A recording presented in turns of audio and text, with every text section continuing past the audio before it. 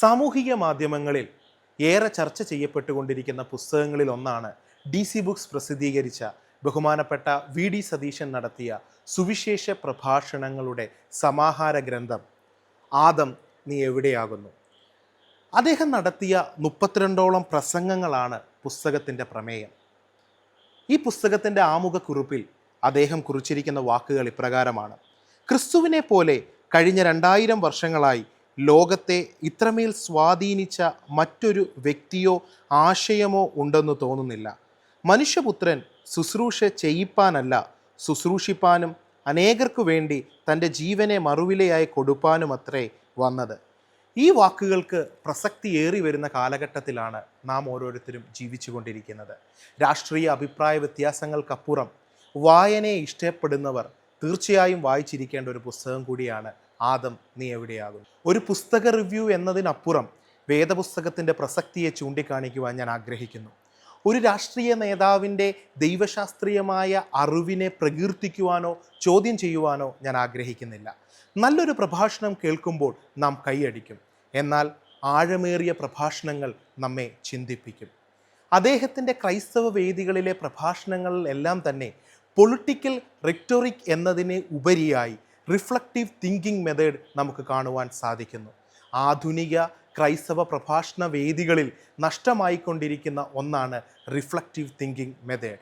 ബൈബിളിലെ വാക്യങ്ങളെ വ്യാഖ്യാനിക്കുന്ന രീതി ശരിയോ തെറ്റോ എന്നുള്ള ചോദ്യം നിലനിൽക്കെ ക്രൈസ്തവ വേദികളിലെ അദ്ദേഹത്തിൻ്റെ പ്രഭാഷണങ്ങൾ ഓഡിയൻസ് കോണ്ടെക്സ്റ്റിൽ നിന്നുകൊണ്ട് ബൈബിളിനെ അവർക്ക് കണക്റ്റ് ചെയ്തു കൊടുക്കാൻ സാധിച്ചു എന്നുള്ളതാണ് സത്യം.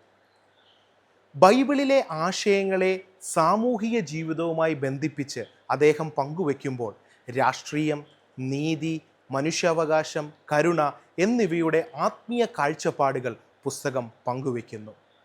വേദപുസ്തകത്തോളം സമൂഹത്തെയും മനുഷ്യരാശിയെയും ഒരുപോലെ സ്വാധീനിച്ച മറ്റൊരു പുസ്തകം ഇല്ല. ആദിമ മനുഷ്യൻ പാപത്തിൽ വീണതിനു ശേഷം ദൈവം ആദമിനോട് ചോദിക്കുന്ന ചോദ്യമാണ്: ആദം നീ എവിടെയാണ്? മനുഷ്യൻ്റെ അവസ്ഥയെക്കുറിച്ചുള്ള ചോദ്യം കൂടിയാണ്.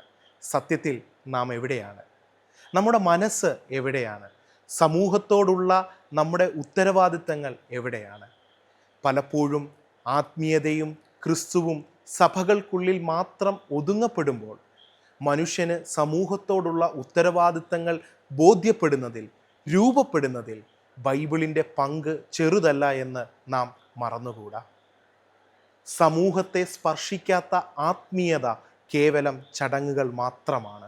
മനുഷ്യൻ്റെ മൂല്യങ്ങളെയും സമൂഹത്തിൻ്റെ നൈതികതയെയും സ്വാധീനിച്ച പുസ്തകം കൂടിയാണ് ബൈബിൾ. മനുഷ്യൻ്റെ വില പഠിപ്പിച്ച പുസ്തകം. നാം തൻ്റെ സ്വരൂപത്തിൽ സൃഷ്ടിക്കപ്പെട്ടു എന്ന് ബൈബിൾ നമ്മെ പഠിപ്പിക്കുന്നു.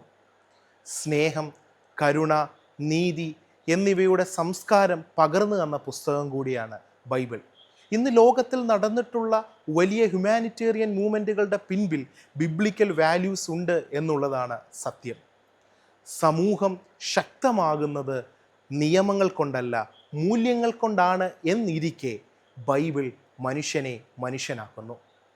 ബൈബിളിനോളം ചരിത്രത്തെയും സമൂഹത്തെയും മനുഷ്യനെയും ഒരുപോലെ സ്വാധീനിച്ചിട്ടുള്ള മറ്റൊരു പുസ്തകമില്ല.